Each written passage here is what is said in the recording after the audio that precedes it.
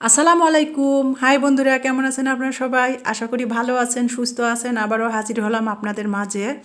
আপনাদের সবার জন্য দোয়া করি উপর আল্লাহর কাছে আপনারা সবাই ভালো থাকেন, সুস্থ থাকেন, আমার পরিবারের সাথে থাকেন। তো যাই হোক, আমি আজকে পাঁপড় বানাবো, চালের পাঁপড়। আর এটা হলো গতকালকের ভিডিও। আজ তো সকাল থেকে রোদেই নাই, একেবারে সকাল থেকে কোনো সূর্য ওঠে নাই। এটা গতকালকে অনেক রোদ ছিল, গতকালকে এই পাঁপড়টা বানিয়েছি। তো সেটাই আর কি আপনাদের সাথে একটু শেয়ার করে দিলাম। আমিও তো আগেই বলে দিচ্ছি, আমি কিন্তু এত পাঁপড় বা কোনো কিছু এই ধরনের খাবারগুলা বানানোর এক্সপার্ট না। আমি ইউটিউব থেকে দেখেছিলাম, ইন্ডিয়ার চ্যানেলে আর কি দেখে পাঁপড়টা বানাচ্ছি ইমানি ইলমার জন্য। আর আমার মেয়েরা কিন্তু ওই যে ভাজা পাঁপড় পাঁপড় টাইপের জিনিসগুলো খুবই ভাজা পোড়াগুলো পছন্দ করে, সেই জন্য বানাচ্ছিলাম। বাজার থেকে কিনে খেয়ে তো আর পড়তা পড়ে না। তো যাই হোক, অনেক বকবক করলাম। এখানে পাঁপড় বানানোর জন্য কিন্তু চালের গুঁড়ো, শুকনা চালের গুঁড়ো দিয়ে, আতপ শুকনা চালের গুঁড়ো দিয়ে পাঁপড় বানাচ্ছি। এখানে আমি 1 কাপ আটা দিয়েছি, শুকনা আতপ চালের যে আটাটা আছে গুঁড়াটা, সেটাই 1 কাপ দিয়েছি। দিয়ে প্রথমে 2 কাপ পরিমাণ পানি দিয়ে ভালো করে, দেখতে পাচ্ছেন ডালের চামচ একটা নিয়েছি, নিয়ে ভালো করে শুকনা চালের আটাটা গুলে নিলাম।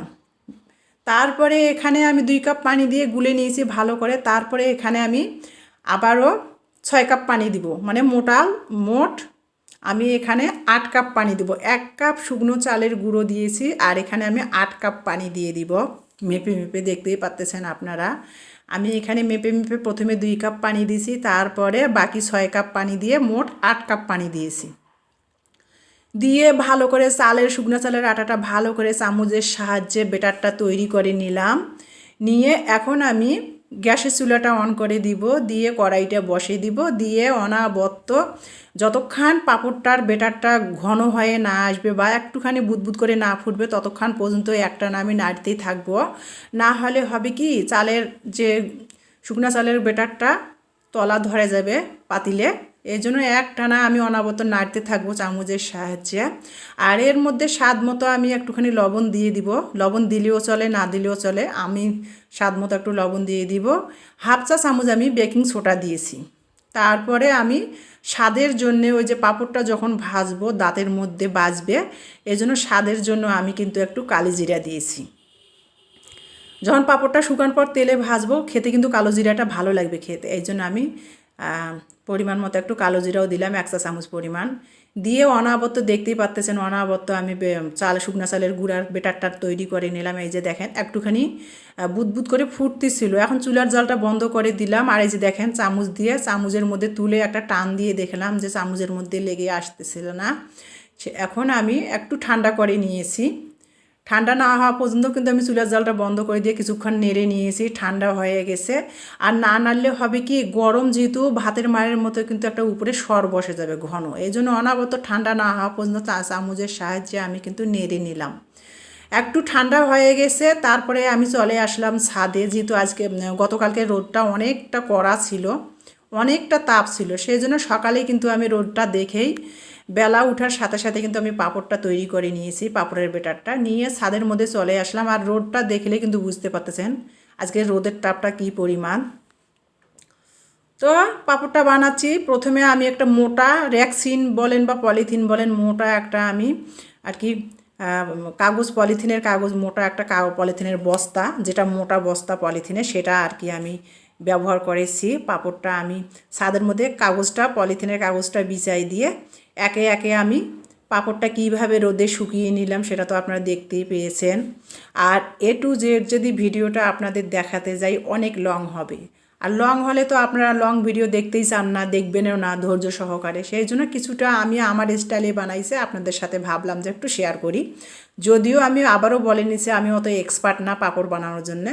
তো পাঁপড়টা সারাদিনে কিন্তু রোদের তাপ যেহেতু ছিল, অনেক সকালে উঠে পাঁপড়টা বানিয়েছি, সারাদিনে কিন্তু ভালোই শুকাইছে। রোদের তাপ ছিল এই জন্য। আর রোদ না থাকলে শুকানোতে দিন লাগে, দিন লাগতোই।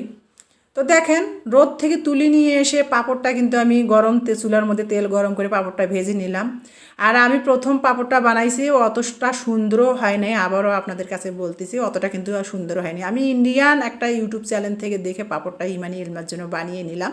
তো হুবাহুব ওদের মতোই হয়েছে, কিন্তু আমি নতুন তো, মানে পারফেক্ট একেবারে যে অতটাও হয় নাই। দ্বিতীয়বার করলে মনে হয় পারফেক্ট হবে। তারপর অনেকটা প্রথমবারেই ভালো হয়েছে। তো পাঁপড়টা ভেজে নিয়ে নাস্তা খেয়ে নিলাম, ইমানি ইলমাকে দিলাম। তারপরে সন্ধ্যাবেলা আমি একটু চা নাস্তা খেয়ে পাঁপড়টা খেয়ে একটু জিরা ব্লেন্ডার করতেছিলাম। জিরা আমি সবসময়, আপনারা যারা আমার পরিবারের সাথে আছেন তারা কিন্তু দেখেন, আমি কিন্তু এখন যেহেতু শীতকাল আমি কিন্তু সব তরকারিতে জিরার গুঁড়াটা ব্যবহার করব না। এখন ধনিয়া পাতা যেহেতু অ্যাভেলেবেল পাওয়া যাচ্ছে, মাছের মধ্যে, সবজির মধ্যে, ভাজির মধ্যে ধনিয়া পাতাটা ব্যবহার করব। কিন্তু মাংস খেতে গেলে তো ধনিয়া পাতা আমি দিব না, মাংসের মধ্যে একটু নামাবার আগে ভাজা জিরার গুঁড়োটা সেন্ট ও ফ্লেভারের জন্য আমি দিই। সেই জন্য ভাজা জিরার গুঁড়োটা আমি একদিনের সময় পেয়ে জিরা ভেজে গুঁড়া করে বয়মের মধ্যে সংরক্ষণ করে রাখি, রান্নার সময় যাতে আর ঝামেলা না হয় যেন। তো আজ শেষ হয়ে গেছে, আজ কয়দিন ধরে করব জিরা ভেজে গুঁড়া করবো, আর হয় না সময়। তো আজকে ভাবলাম যে সময় নিয়ে যে একটু জিরা ভেজে ব্লেন্ডার করে রেখে দেই, তাহলে রান্না করলে রান্নার সময় ঝামেলাও হবে না।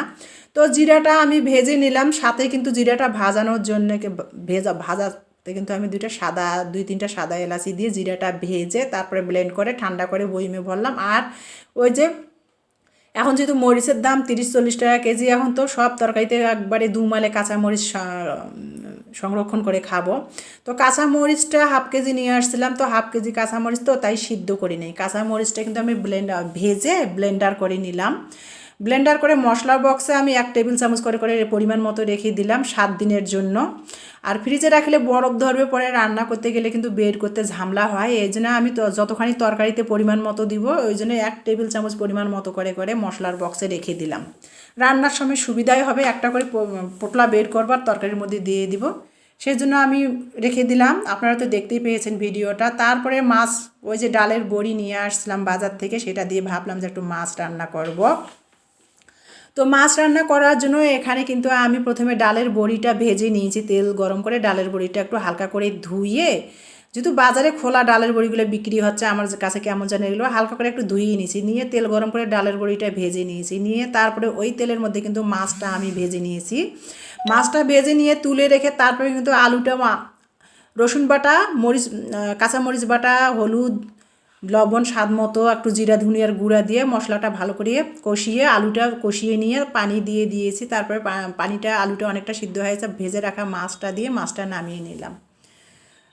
তারপরে দেখতেই পাচ্ছেন আপনারা, আজকে সকালে 11টার দিকে চলে আসছি ইলমার স্কুলে। কেন আসছি সেটাও বলতেছি। আজকে ইলমার স্কুলে আর কি, ইলমার স্কুলে রেজাল্ট দিবে, বার্ষিক পরীক্ষার যে ফাইনাল পরীক্ষার যে রেজাল্ট শিক্ষার্থীদের জন্য দিবে, সে সব অভিভাবকদের আমন্ত্রণ জানিয়েছে রেজাল্টের জন্য। তো রেজাল্ট দিবে, সেই জন্য স্কুলের খোলা মাঠে আজকে অভিভাবকদের বসার আয়োজন করেছে। সব অভিভাবকরা, ভিডিওটা দেখতেই পাচ্ছেন, অভিভাবকরা আসছে, সব শ্রেণীর অভিভাবকরা আসছে স্কুলের মাঠে, রেজাল্ট ঘোষণা করবে। তো রেজাল্ট ঘোষণা করতেছিল এখানে আর কি 1 থেকে 4 পর্যন্ত, পঞ্চম শ্রেণীর না, আর ক্লাস 4 পর্যন্ত আর কি, যারা প্রথম দ্বিতীয় তৃতীয় মানে 1 থেকে যারা 10তম হয়েছে তাদের পুরস্কার, স্পেশালভাবে পুরস্কার বিতরণ হচ্ছিল। তো ইলমা তো ক্লাস 5-এ এবার বের হয়ে আসলো, ইলমাদের স্পেশালভাবে ওরকম কিছুই নাই। তবে আপনাদের একটা কথা বলি, সুখবর দিচ্ছি, ইলমা কিন্তু বার্ষিক পরীক্ষাতে ভালো রেজাল্টে করেছে, একেবারে যে খারাপ আমার মেয়ে করছে তা না। ইলমা তৃতীয় হয়েছে। তো ওরা যেহেতু স্কুল থেকে এবার বের হয়ে যাবে, ক্লাস 5-এর বিদায় দিয়ে দিয়েছে অলরেডি, আজকে রেজাল্ট ঘোষণা দিচ্ছে, তো ওদের জন্য কোনো পুরস্কার নাই। ইলমা আর কি তৃতীয় হয়েছে, রেজাল্ট মোটামুটি ভালো করেছে, একবারে যে খারাপ করছে তা না। তো রেজাল্টটা নিয়ে তারপরে আমি ফটোকপির দোকানে আসলে ইলমার নিবন্ধন ফটোকপি করার জন্য, স্কুলে যেহেতু ভর্তির জন্য লাগবে। তো ভিডিওটা আজকে এই পর্যন্ত, আল্লাহ হাফেজ।